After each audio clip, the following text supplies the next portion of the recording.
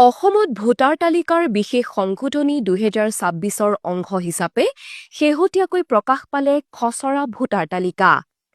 এই খচৰা ভোটাৰ তালিকাখন আপোনালোকে ক'ত আৰু কেনেদৰে চাব পাৰিব? ইয়াৰ বাবে প্ৰথমতে আপুনি মুখ্য নিৰ্বাচনী বিষয়া অসমৰ অফিচিয়েল ৱেবছাইট www.ceoassam.nic.in ত ক্লিক কৰক।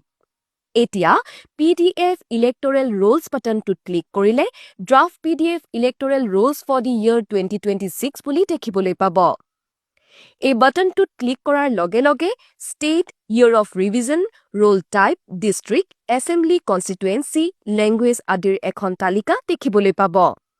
এই তালিকাত সকলো তথ্য সঠিক ৰূপত অন্তৰ্ভুক্ত কৰক।